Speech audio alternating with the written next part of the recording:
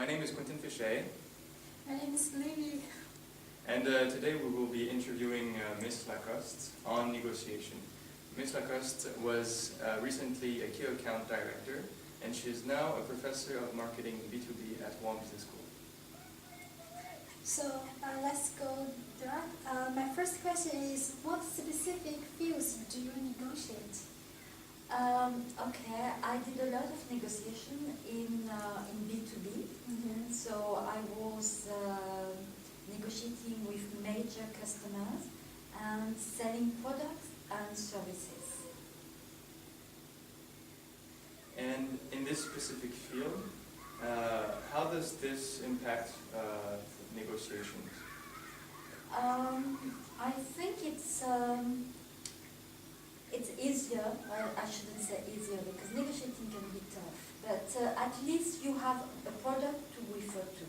So it's always, negotiations are always very pragmatic because they're always around a service or a product, but mostly the product, which is something tangible. I think it may be harder to negotiate something which is intangible. The third question is that how would you describe the power balance between negotiators? In my specific case, there was a very big power asymmetry because I was a supplier facing strategic customers, very big customers. So even if as a supplier my company was quite big, we were in an asymmetry of power. And also because our products were not strategic products for them. They were important products, but not always strategic to them. So in such cases, you have again an asymmetry in the relationship. What do you mean by a strategic product? A strategic product is something, if you take Renault, a strategic product for them will be the engine. If you sell to them the packaging to wrap the engine, it's not strategic. It doesn't matter. They just want packaging. So you mean that to meet the company's specifications, that is the strategic... Oh no, in all cases you have to meet their specification, but there are products that for them are extremely important because they enter in the core of their own product. So if you sell office supplies to Renault, office supplies is not very important to them. They need it, but they can take them from any supplier. For them, it doesn't matter so much. When it comes to the engine, let's take the new electric engine. I guess that they have only one or two suppliers, and it's very, very important for them. So then the power balance may be in favor of the supplier in such cases. Have you ever negotiated internationally with different cultures? And if so, what obstacles did you have to deal with? I've always negotiated internationally because I was in charge of global key accounts. So very often with head offices in other countries than France. It's difficult to generalize because when I was negotiating with in South Korea and when I was negotiating in Germany, it's the same. Of course, the German culture is closer to our French culture. So I think what I believe, but this may be very personal, because I know you have a lot of lessons on how to negotiate with different cultures, but I think the culture difference is very important around the negotiation. So when I was going to some countries in Asia, for instance, I would be careful to wear long sleeves, not to, I knew a few things would offend my counterpart. I knew you should never show your tools towards the Buddha. So I would be very careful about those things. I had prepared myself before to get a certain knowledge of the culture, of the history of the country, not to make any cultural blunders. But during the time of negotiation, when I was really in a room on the table and I was to negotiate the selling of my product, I would totally forget about the culture. Because then I would consider it's like a war battle. You know, I need to sell my products. And then I would try to forget that my counterparts had a different culture. Because then it was business. And I think that business culture is worldwide. I was surprised, for instance, with my South Korean counterpart, how close we were in terms of business relationships. We were on the same tune, even if culturally we were very different. I wouldn't say the same with my Japanese customers, because there, in the way they were tackling the questions, it was very different from the way I was approaching the question.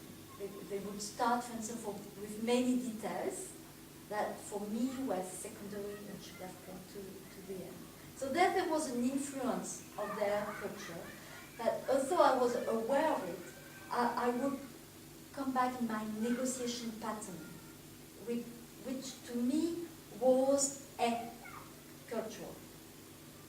That was the way I wanted to convince them of using my product. And whatever the country, whatever the culture, to me it was the same. Okay, so you're saying that some countries or some cultures tend to make a difference between their local culture and a business culture. Yes, And well, some, as and I some, said, it's very personal, okay. but my feeling is that you should take into account the cultural aspects in your relationships with the people. That's very important. But if you reduce the negotiation to the time you are all around the table and discussing the selling or purchasing of your products, when you're really discussing business, then you forget and concentrate on the negotiation. That's absolutely. And then both parties are lying because they want to buy your product at the cheapest price and you want to sell it with the best margins. So we are always, whether it is in South Korea, in Germany or in France, we're always in the same pattern. Okay. But I know this is not the general vision of internal negotiations. I know I may have a different viewpoint. We understand that, but have you noticed that there is a language or high context or low context between different countries during your negotiation? Of course. I have many anecdotes as a woman in Asia, for instance. So the first time I met my Japanese counterparts, so I wanted them as customers, and we had a big meeting in Thailand because they had a subcontractor. They were using a subcontractor in Thailand. So we were meeting at the subcontractor's plant. And the first time I was the export manager, I was together with an engineer that was to support me for the technical aspect. They did not look at me. They only looked at the engineer. They ignored me. But then they were a bit annoyed because the engineer was never giving them the answers. I was answering them. So I remember we had 3 days negotiation. First day they were only looking at him. Second day they had understood I was providing them with the answers, so they were partly looking at him, partly looking at me, and the third day they were only looking at me. I thought, okay, I got it. You're in charge. I'm in charge now. Okay.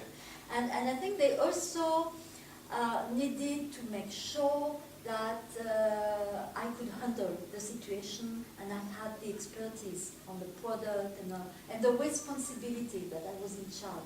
Once they had understood that, it's very interesting because we have expectation towards the other culture. So we think, okay, in Japan, don't go there as a woman because business is more a man's world. And then you realize that they think the same. They think, okay, in Europe, you have a lot of women in the business world. So we must accept that our counterpart, being European, will be a woman. So everybody, in some way, everybody is trying to cross the border towards the other. And that's also very interesting. So could you give us a successful negotiation you had? A successful negotiation?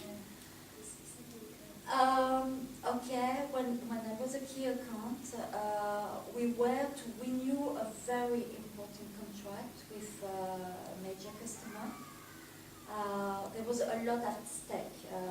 If we had failed the contract, we would have had to lay off people. Okay, we could lose a lot of business. And that was very difficult, because when you start a first contract, people do not know you. So of course there is the time when they want to know you better, know better your company, and make sure you are the right partner. But you start from a blank sheet.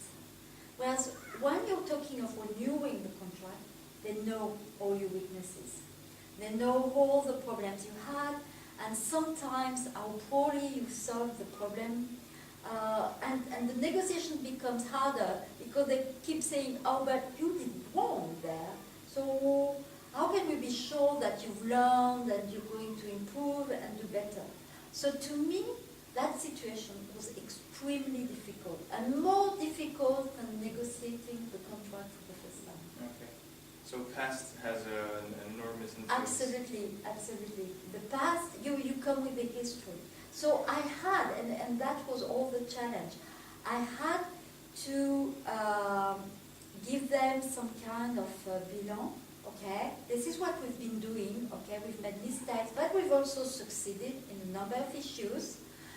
This is what we have provided you with, and then show them that we were on a continuous trend, and that we could still improve and bring them new things, new ideas, new services, and because we had a platform where we knew them very well, and that we would now win time in providing them with new things. And we won the contract. So that was a negative situation? From a negative situation, I have to show them the good aspects, make them forget the bad ones, or not spend too much time on the bad ones, and from there show to them that we could do much better. And if we could do much better, this was because we knew them, because we had already worked with them. Okay. So explain to them that it was a better opportunity to work together, and it worked.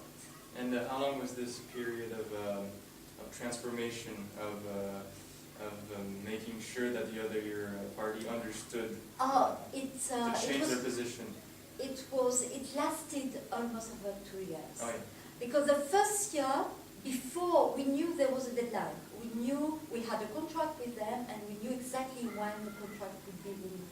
So I stepped in the job during 1 or 2 years before, and that was just to prepare the renewal of the contract. Already showing them a new face. The face that hadn't lived all the problems from the beginning. So that was psychologically very important. And then I was already preparing, already trying to understand what went wrong, how we could improve. And then there was the time when they launched the tender, we negotiated. It was almost a year, 6 good months at least. So the next question is, how would you define yourself as a negotiator, compromising, competitive, so collaborative? I don't like power struggles. I've lived some situations like that where it was very tense, and this is something I do not like at all. So I'm much more on the collaborative mode. I'm much more, I keep saying that when you arrive to negotiate, games is over. Because I tend to think this is everything you've been doing before. How you have prepared your arguments, how you show your counterpart that you know how they are working and you can provide them exactly what they need.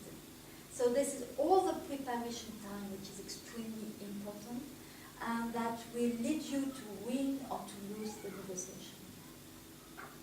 Okay, so when you prepare yourself, you acquire the tools in order to beat the other party, or more to find a compromise? No, it's more to prove to them that we better, there is always this idea, either you share the pie, and then this is very, you can be struggling very hard, either you try to increase the pie, yes, so that everybody has a bigger share and there is not so much of an issue. So I was really in that perspective, showing to them that we could help them to increase their margins. So that would be new services, all ideas to show that we know you, we understand you, and we can help you to grow. So really in a collaborative mode. To meet their needs. Yes, understand, what is very important is understand their needs, because you will be surprised how people do not express directly their needs. Right. Sometimes they say, we need the lowest price. But in fact, what they need is quality. Of course, in the best quality-price ratio. But they're more concerned about quality than they're really concerned about price in reality. So you have to discover that. What do they really need? So earlier you mentioned how important it was to prepare yourself. Are there any specific communication and negotiation skills that are essential to be able to lead a successful negotiation? Once you are around the table, Yeah. I think what is extremely important and very difficult is to be in the action of negotiating, but also standing back and trying to analyze what's going on.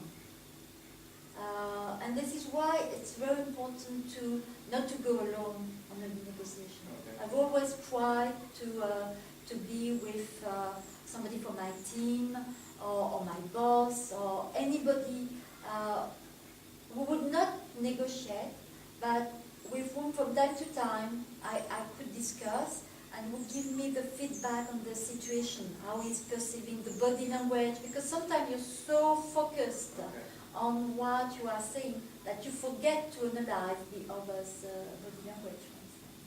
So it's important to be two and to try to switch. One is talking, the other one is watching, and but that's so you need to define some kind of rules before starting the negotiation. Okay. So it could be one of the tricks you used in your negotiation. The analysis people when you negotiate with your co-partners. Analysis could be one of the tricks. Yes, I think it's all about strategy, really. So you must first define your strategy, what you want to achieve. Also, how low you can go, because you know the others is going to push you towards a lower price. So have different scenarios, you know, and always come back with a new proposition that the other may not be expecting. So you surprise them, and this is how you can win over them. So it's all, to me, it's really all about strategic thinking. What will I do if? What will I do if? And you come with different scenarios. So your best alternative. Exactly. And the least alternative. Yes, and different bundling, different things. If you want a low quality product, this is the minimum service you will have. But if you want a better service, then you need to have that type of product. It's like some kind of puzzle, and you reassemble the puzzle all the time. Okay. So finally, what advice would you give to aspiring negotiators that would be graduating from one business school, for example? I think it's very important to understand that you have first, when you leave school, you think I'll be away with homework. And it's very important to understand that you'll have a lot of homework to do once you're working.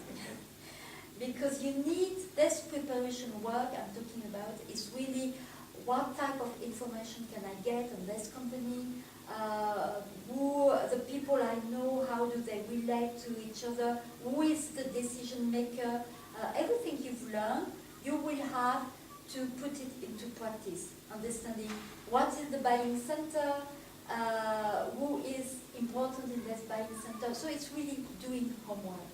You will have to do it. Okay. Well, thank you very much, Mrs. Lacoste, for your time. I was Quentin Pichet, and this was Lily, and we tried to solve the negotiation puzzle with this interview. Thank you.